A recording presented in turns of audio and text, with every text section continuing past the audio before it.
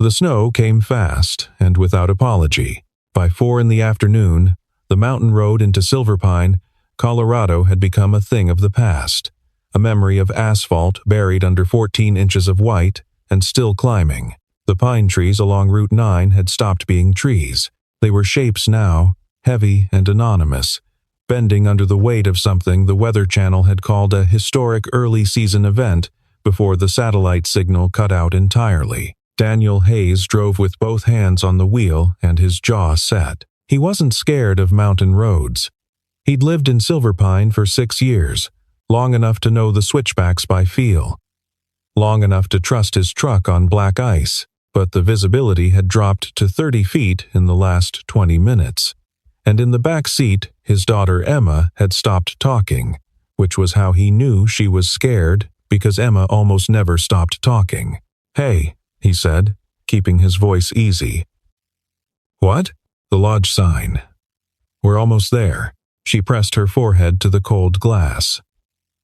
"Are we going to be stuck? Just for tonight?" He reached back and squeezed her knee without looking away from the road. "They have hot chocolate at the lodge." "You like hot chocolate. I like the kind with the little marshmallows. I'll ask."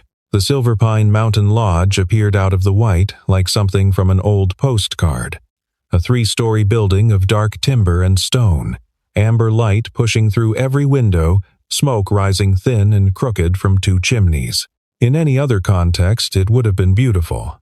Right now, it just meant shelter, and Daniel pulled into the lot already crowded with the cars of other stranded travelers and cut the engine with a long exhale. Emma was already unbuckling. The lobby smelled like pine resin and wood smoke, and it was full of people in various states of travel-disrupted distress, a family with 3 children occupying the entire length of a sofa, a pair of older men in ski gear arguing over a folded map, a young couple sharing a phone and looking worried. Behind the front desk, a woman named Carol, her name tag said so, was fielding questions with the practiced calm of someone who had seen this exact situation before and was beginning to lose patience with it. Daniel waited his turn with Emma tucked under one arm. "Hayes," he said when he reached the counter. Carol's expression did something complicated. "Mr. Hayes." "Yes. I have to be honest with you. We've had 3 families check in today who had nowhere else to go, and we've had to make some accommodations." She lowered her voice. "We have 1 room left. Room 14. But there's another guest who also has a claim on it. A business booking from Voss International." Daniel looked at her steadily. "Someone's already in the room?" "Not yet. She arrived about 10 minutes ago." "She's..." Carol glanced toward the small fireplace lounge at the far end of the lobby. "She's over there." He turned. The woman standing by the fireplace was not difficult to identify. She was the only person in the room who looked like she had not accepted the situation.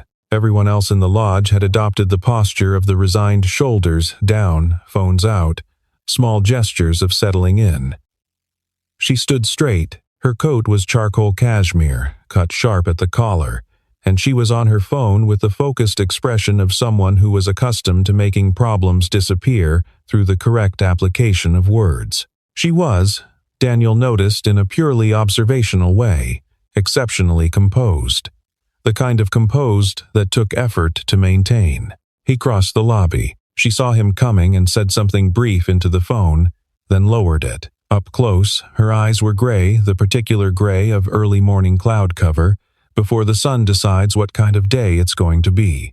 "I'm guessing you're here about the room," he said. "I'm guessing you're here about the room," she replied. Her voice was measured, like she rationed it. "Daniel Hayes." He offered his hand. A half-second pause. Then she shook it. "Nora Caldwell." Emma looked up at her from hip height. "Hi. I'm Emma. Are you staying with us?" Nora Caldwell looked down at the 6-year-old with an expression that wasn't unkind exactly, but was clearly working out how to recalibrate. Apparently, yes. The negotiation at the front desk was brief and resulted in the only outcome available. They would share room 14. 2 adults, 1 child, a room with one queen bed and a narrow cot that Carol apologized for repeatedly. There was no other option. The roads were closed. The nearest town was 30 miles and unreachable. The lodge's other 11 rooms were occupied. Nora Caldwell accepted this the way she seemed to accept most things, with a tight mouth and the visible suppression of an objection she knew was pointless. Room 14 was on the second floor, at the end of a hallway that creaked underfoot. It was small, but not unpleasant dark wood paneling, a window that looked out onto the snow-buried forest, a cast-iron radiator in the corner that ticked quietly, a braided rug on the floor. The queen bed was against one wall. The cot was against the other. Between them, roughly 4 feet of complicated air. Emma immediately claimed the cot and started arranging her stuffed dinosaur on the pillow. "She's fine on the cot," Daniel told Nora. "I'll sleep on the floor." Nora set her bag on the chair by the window. "That's not necessary. I don't mind. I've slept on worse." She looked at him with the gray eyes. "We can split the bed. We're adults. Okay?" he said simply, because there was no good argument against it that didn't make the whole thing stranger than it needed to be. The radiator ticked. The wind drove snow against the window in long, hissing rushes. Emma said, "Dad, can we get the hot chocolate now?"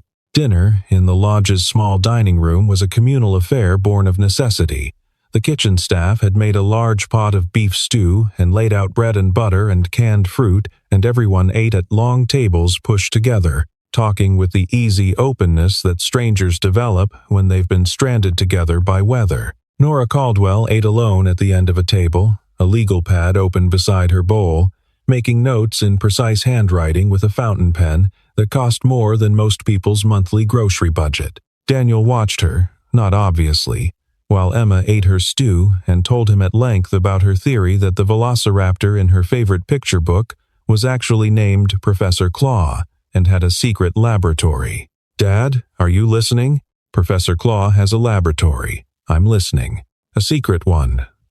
Under a volcano. Obviously, under a volcano." Emma approved of this response. Across the room, Nora wrote something on her legal pad and underlined it twice. After dinner, Daniel put Emma to bed on the cot she was asleep before he finished the second page of the book she'd brought, and he sat for a while in the small chair by the window, watching the storm work. The trees were invisible now, just the glow of the lodge lights bouncing off the wall of white outside. The door opened quietly, and Nora came in.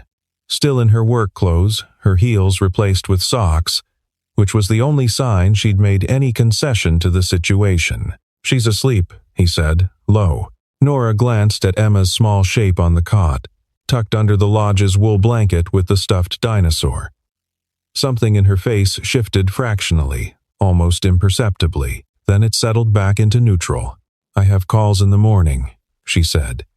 She sat on the edge of the bed, her side, as if the bed had already been divided by some mutual and unspoken agreement, and opened her laptop. "Okay," Daniel said.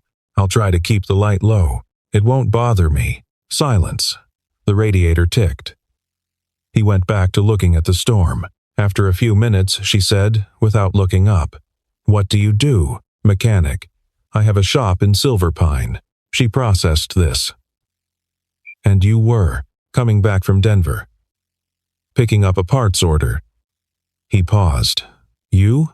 "Board meeting in Aspen. My flight got redirected and then grounded. A small, controlled exhale. My assistant rebooked 3 times before the storm made it irrelevant. What kind of company? Defense and security technology. Software, mostly." He nodded. "Big company?" "Big enough." He didn't ask anything else.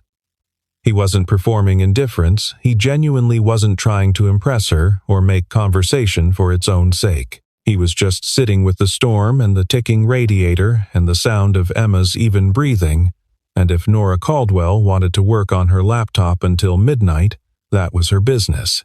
It was this, the simple absence of effort, that made her look up. She studied him for a moment. The way she might study a document that didn't match the category she'd filed it in. "You're not curious about the company," she said. "I'll assume it's successful," he said. A pause. Then, carefully, something that might have been amusement at the corner of her mouth. Not quite a smile. An approximation. She went back to her laptop. Daniel looked at the storm. Around 10 o'clock, the lodge's heating system failed. It wasn't a dramatic failure. The radiators simply went quiet, one by one, like instruments dropping out of an orchestra, until the only sound was the wind and the building's old bones settling in the cold. Within 20 minutes, the temperature in room 14 had dropped noticeably. Within 40, Daniel could see his breath. He put another blanket over Emma without waking her, then pulled on his flannel shirt and went to find the lodge's maintenance situation. Carol was in the basement with a flashlight and a look of contained panic. The boiler, an old system, cast iron, mid-century, had tripped a safety relay. Daniel had never worked on a boiler exactly, but he understood heating systems the way he understood most mechanical things. By listening to them, tracing the logic backward from the problem to its cause, he spent 40 minutes in the basement with Carol's flashlight and a wrench from the lodge's toolbox. When he came back up, the radiators were ticking again. Several guests had gathered in the lobby during the outage, wrapped in blankets and coats, and there was a small collective exhale when the heat returned. An older woman put her hand on Daniel's arm and said thank you with a sincerity that made him slightly uncomfortable. He nodded and went back upstairs. Nora was awake. She'd put on a cardigan over her blouse and was sitting up against the headboard with the laptop closed in her lap, which meant she hadn't been working, she'd just been waiting with it, the way some people hold things to have something to hold. "You fixed it," she said. "Relay switch. The system's old, but it's not complicated." She looked at his hands. There was grease under his thumbnail, which was part of the job. Her gaze didn't linger, but it didn't skip past either. "Were you cold?" he asked. "I was managing." He almost smiled. "Right." He checked Emma again, still asleep, warm now, and sat back in the chair. The light was low, the lamp on the nightstand on its dimmest setting. Outside the window, the storm had reached a kind of steady, relentless state. No longer gusting, just pressing. "You didn't have to do that," Nora said. "Do what?" "Go down there." "It's not your job." He considered this. Someone needed to. She was quiet for a moment. Then, "You do that a lot? Just handle things?" "When I can. And when you can't, I deal with that too." He looked at the window. "My wife died when Emma was 2. You learn to handle things." The room was very quiet. He hadn't said it for effect. It wasn't a card he was playing. It was just a fact, offered simply, the way he offered most facts without performance, without the bracing that people sometimes did around heavy truths, as if the truth itself needed to be cushioned. Nora said nothing for a long moment. Then, "I'm sorry. Thank you. Was it? Cancer. Fast. 14 months from diagnosis." He paused. "Emma doesn't really remember her." I'm not sure which part is harder to carry." Nora's laptop slid to the side. She didn't pick it up. "I imagine," she said, and it was clear from her tone that she was not imagining it easily, "that you carry quite a lot. You learn how," he said. "It's just weight. Weight is manageable if you distribute it right." She looked at him with the gray eyes, and there was something in them now that hadn't been there at dinner. Not softness exactly, but something that had shifted away from the surface. "That's a very practical view of grief," she said. "I'm a practical person. Is Emma?" He smiled, and it reached his eyes. "Emma is a person who has given names to all the dinosaurs in her picture books and is currently developing a mythology around a velociraptor who lives under a volcano. So, no, Emma is many things, but practical is not at the top." Nora's mouth did the thing again, not quite a smile, but closer than before. "She sounds," Nora said carefully, "like she must be exhausting." "Completely," he agreed. "She's the best thing I've ever done." The storm showed no sign of stopping. By midnight, the temperature outside was 8 degrees Fahrenheit, and the windows of room 14 had developed a fine lacework of frost at their edges. Emma slept with the trustworthy depth of children, utterly unconscious of weather or weight. The lamp on the nightstand threw a small, warm circle of light. Beyond it, most of the room was in shadow. They'd been talking for 2 hours. Daniel couldn't have said exactly how it happened. The conversation had moved the way conversations do when two people are tired, and the world outside is overwhelming, and there's nothing left to perform for. He told her about Silverpine, about the shop he'd opened with money borrowed from his father-in-law and paid back in 3 years. About the regular's old Gus Pemberton, who brought his 1,974 Bronco in every April like a ritual, the Nakamura family whose minivan he'd kept running through 4 Colorado winters. About Emma's kindergarten teacher who'd told him Emma had strong opinions about narrative structure and he still wasn't sure if that was a compliment. Nora had listened. Fully, carefully, in the way that people who are very smart and very controlled listen, processing everything, giving little back. Then he'd asked, "Are you happy?" It was a direct question. He didn't dress it up. She'd gone quiet for so long that he thought she was going to redirect, to say something polished about professional fulfillment or market positioning. Instead, she looked down at her hands in her lap, the manicure precise, the knuckles slightly tight, and she said, "I don't know. When did you stop knowing?" Another long silence. "I'm not sure I ever knew. I think I decided very early that the question itself was a distraction." She paused. "You can achieve a great deal if you stop asking whether you're happy and simply focus on the next objective. That works for a while," he said. She looked at him sharply. "How would you know?" "Because most people I know who run very hard are running from something, not toward it." Her jaw tightened fractionally. Then it released. "That's presumptuous." "Maybe," he allowed. "Tell me I'm wrong." She didn't. The radiator ticked. The frost on the window crept another millimeter toward the glass's center. Nora pulled her cardigan tighter and said very quietly, "I built the company. From 40 people to 4,000. I made decisions that restructured entire divisions, that closed departments, that affected thousands of families." She stopped. "I was very good at it. I believe you. And I have everything that's supposed to follow from that. The apartment, the car, the recognition." She exhaled slowly. "And I sit in board meetings and I look out the window and I cannot tell you what I want for breakfast tomorrow." The room was very still. "That's not nothing," Daniel said. "It feels like nothing. I know." He looked at her steadily. "But it's not nothing. It's a person who's been so focused on building that they forgot to live inside what they built." He paused. "That's fixable. Nothing is wrong with you." She looked at him with an expression that was, for the first time since they'd met, genuinely unguarded. Not soft, she was not a soft person, he suspected, not by nature. But open. The way a door is open when someone stops holding it shut. "You don't know me," she said. "No," he agreed. "But I've been watching you for 8 hours, and I can tell you're not hollow. Hollow people don't get frustrated. You've been frustrated all evening, which means there's something in there that wants things to be different." She was quiet for a very long time. Then she said, "I don't remember the last time I felt real." The words came out low, stripped of everything that usually attended them, no irony, no qualifier, no professional distance. Just the plain fact of it, offered into the room the way you'd offer something you'd been carrying so long you'd stopped noticing its weight. Daniel didn't say anything immediately. He let the words be what they were. Then, what would real feel like? I used to know. She looked at the window, at the frost and the dark beyond it. I grew up in a small town in Vermont.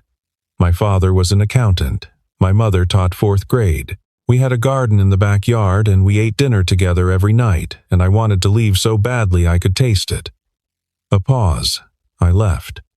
I built everything I'd decided I wanted, and somewhere in there She stopped. "Lost the dinner table," he said. She turned and looked at him. "Yeah," she said. "The storm ended at dawn." Daniel knew it because the quality of the silence changed, the wind stopped, and what replaced it was a total, weighted quiet. the silence of a world muffled under 1.5 feet of snow. He was awake to hear it. He'd slept lightly, as he always did, tuned to Emma's breathing on the cot. He looked at the ceiling for a while. Beside him, a careful distance maintained through the night, the invisible line of 2 adults respecting the situation. Nora Caldwell was asleep. He could hear it in her breathing, even slower than he'd have expected from a woman who seemed to run at high tension even sitting still. Sleep had smoothed something in her face. She looked, he thought, like a person rather than a role. He got up quietly, checked Emma still out, and went to the window. The world was white and perfectly still. The pine trees had become sculptures. The mountains beyond the tree line stood clear and enormous against a sky that was turning the pale orange of early winter sunrise. It was extraordinary, the kind of extraordinary that Silverpine offered regularly and that he'd stopped taking for granted around year 3. He heard her shift behind him. "It stopped," she said. "Yeah, an hour or so ago." He didn't turn. Beautiful. A pause. Then, the sound of her sitting up, the creak of the mattress. He heard her cross to the window and stand beside him. They looked at the mountains together without speaking. It was a different silence than any they'd had the previous evening. Not the silence of awkwardness, not the silence of careful distance. Something that had been achieved, like a temperature reached. "I said things last night," she said, "that I don't typically. You don't have to." He turned to look at her. "You don't owe me a retraction." She met his eyes. "I wasn't going to retract. I was going to say I'm not in the habit of it." A pause. "I don't usually trust people that easily." "You didn't trust me easily," he said. "It was midnight, and we'd been talking for 2 hours, and there was a blizzard. The barriers were lower than usual. That's not weakness." She looked at him for a moment. "You have a very reasonable explanation for everything. I'm a mechanic. Reasonable explanations are the job." Something crossed her face, not quite the full smile yet, but its near neighbor, its immediate predecessor. Emma stirred on the cot, turned over, and opened her eyes with the instantaneous alertness of a child. She looked at the 2 adults standing at the window and said, without preamble, "Is there pancakes?" The roads into Silverpine didn't open until the following afternoon. That left them with a day and a half in which the lodge operated as a small, self-contained world. Guests eating together, playing cards in the lounge, children building elaborate snow constructions in the parking lot. Daniel helped stack wood for the fireplaces. He fixed a stuck window latch on the 3rd floor that had been bothering a retired couple from Kansas for 2 days. He taught Emma the rules of cribbage using a set he found in the game room, then played 3 rounds and let her win one of them legitimately. Nora watched. She had her laptop open, but the work-to-watching ratio shifted as the morning went on. By noon, she'd closed the laptop. By 1 o'clock, she was sitting across from Emma at the game room table, learning cribbage. 15-2, 15-4. Emma said, with the authority of a 6-year-old who has just learned a rule and intends to enforce it absolutely. "I see it," Nora said. She moved her peg on the board with care, the way she did most things precisely. Daniel, watching from the doorway with 2 mugs of coffee, said nothing. What he noticed, though, was the way Nora's shoulders sat. They were lower than they'd been in the lobby yesterday. The cashmere coat had been replaced with a lodge-borrowed cable-knit sweater in oatmeal because her professional wardrobe had not accounted for extended snowbound leisure. She looked, in that borrowed sweater, like someone playing a character she hadn't played in years and finding it fit better than expected. He brought her the coffee. She took it without making it a moment. That was the thing about her. She didn't perform gratitude the way people did when they were trying to seem relatable. She just took the coffee and said thank you and meant it. And there was something in the plainness of it that was more affecting than elaborate thanks would have been. "She's beating you," he said. Aggressively and without mercy, Nora agreed. "I get that from the dinosaur mythology," Daniel said. Emma, not looking up from her cards. "Professor Claw is very competitive." That evening, after dinner beef stew again, But no one complained. They sat by the lobby fireplace while Emma drew in her sketchbook and Daniel and Nora drank the lodge's mediocre wine and talked. It was different from the night before. The urgency was gone. The weight of the storm's peak had passed, and what was left was something quieter and steadier. She told him about Vermont. About the garden her mother kept tomatoes, basil, a struggling fig tree that her father talked to when he thought no one was watching. About leaving for Boston at 18 with a scholarship and a duffel bag and the absolute conviction that everything she needed was ahead of her. "Were you right?" he asked. "About some of it," she said. "Wrong about most of it." She looked at the fire. "I thought success would feel like a rival, like a destination." She paused. "It feels like a treadmill that gets faster. Why not step off?" "Because I built the treadmill." She said it without self-pity. Just observation. "And because I'm not sure I know how to not be the person who runs it." "You've been off it for 2 days. She looked at him, under duress. "Still off it." She was quiet for a moment. "I called my COO this afternoon and told him to handle the Aspen follow-up. First time I've handed off something that significant in." She thought about it. "I'm not sure." "A long time. How did it feel?" "Terrifying." A pause. "And then fine. And then I forgot to keep being terrified because Emma wanted to play another round of cribbage." He smiled. "She has that effect. She's remarkable," Nora said, and it was unguarded, no qualification around it. "She's so entirely herself." "You've done something very right." He looked at Emma, who was drawing a volcano with great concentration. "She did most of it. She came out like that." "No. She came out with potential. You shaped the rest." Nora looked at him directly. "You should know that." He held the look for a moment. Then he looked back at the fire. "Thank you," he said. "Just that." The road crews opened Route 9 at 2 in the afternoon the next day. Within an hour, the lodge had released half its stranded guests into the cautious freedom of plowed roads. The parking lot, which had been a static arrangement of snow-covered shapes for nearly 2 days, became briefly chaotic, with engines starting and luggage being loaded, and the sounds of people returning to their regular trajectories. Nora's car service had reached the lodge by 3.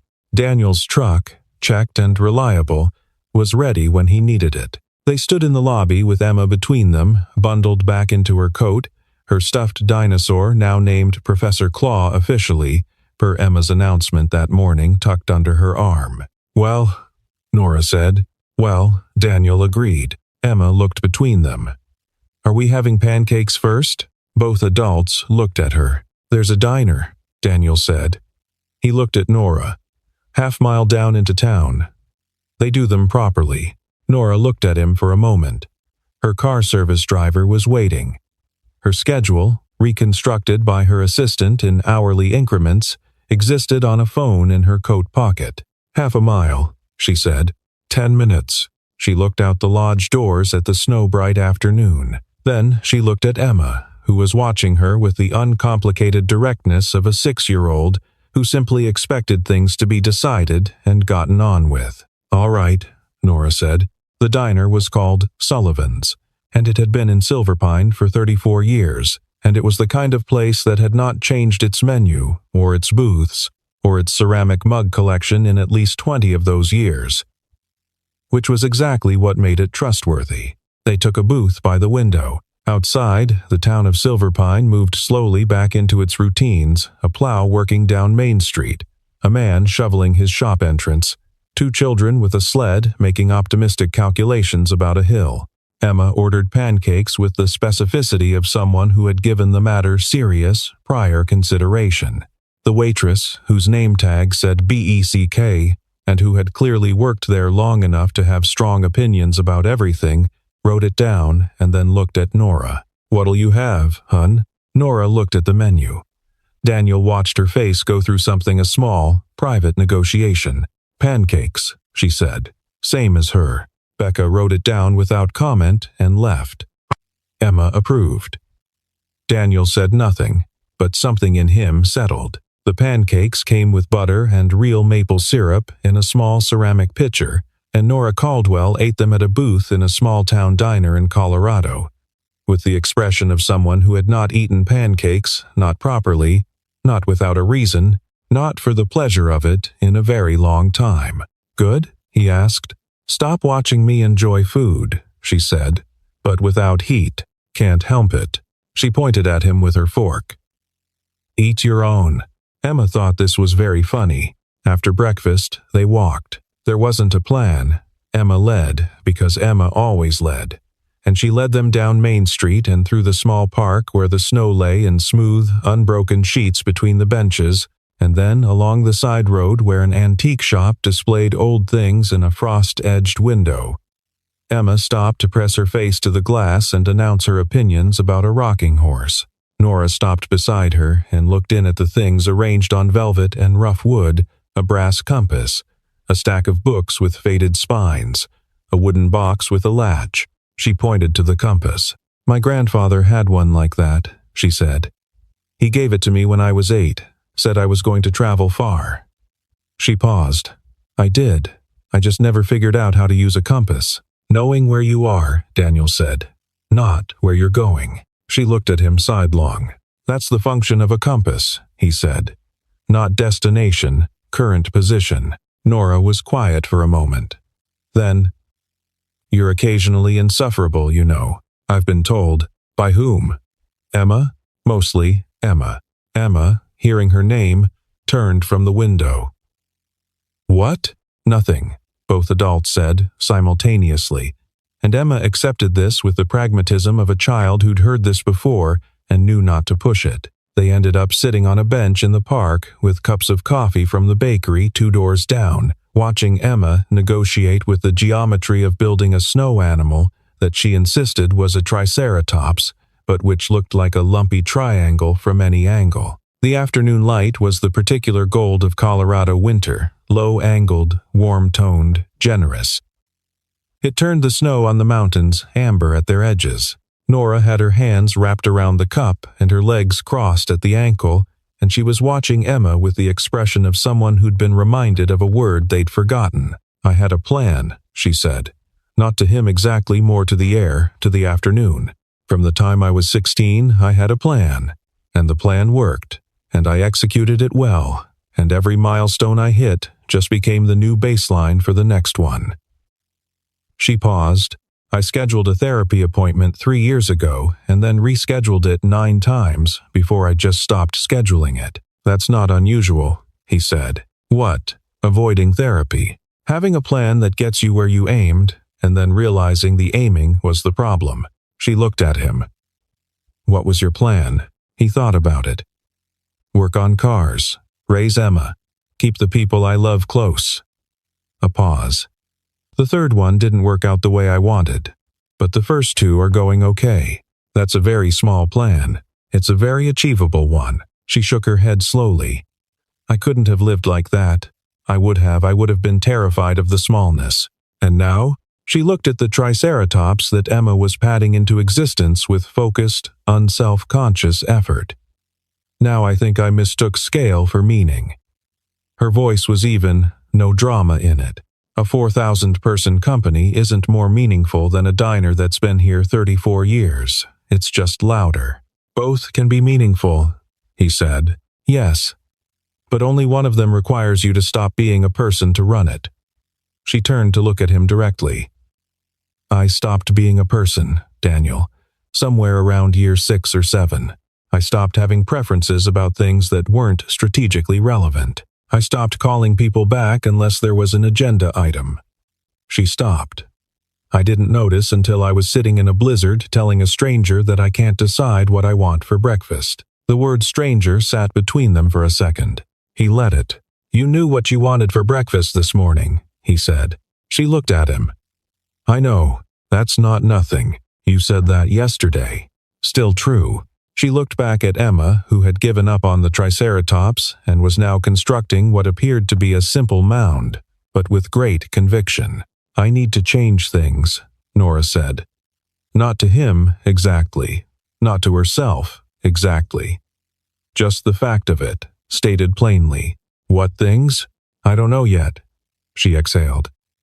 That might be the most honest sentence I've said in years. By 4 o'clock, the afternoon light was already going. They'd walked back to the lodge, collected the bags that had been left in the lobby, stood in the parking lot in the cold blue of late winter afternoon, with the mountains turning gray behind them. Emma was holding Professor Claw and leaning against Daniel's leg with the comfortable weight of a child who has had a full day and is now operating on reserves. Nora's car was there. The driver had the engine running. She looked at Daniel. He looked at her. "You're going back to Denver," she said. "Yeah. Emma's got school on Monday." "Right." She looked at Emma. "Professor Claw goes to school too?"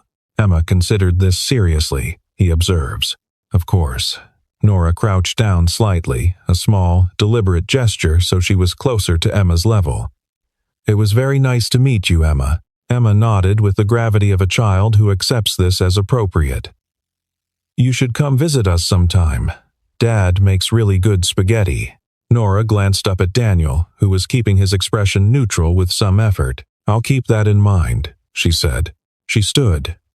She and Daniel looked at each other for a moment, the kind of moment that has a lot in it and knows better than to say all of it. "You're not happy," he said. "Not accusatory, just a fact. I know. You built everything." A pause. "Except a life." Her jaw tightened. Not with anger, with the effort of not looking away. That's a very direct thing to say. "I'm a practical person." She looked at him for a long moment. Something in her face was working through several things at once, he could see it. The way you can see gears moving when the housing is off, all of it visible. And then her eyes went bright, just briefly, the way eyes do when something moves behind them. "I know," she said. "I know." She reached into her coat pocket and took out a card, clean, heavyweight, embossed. She held it out.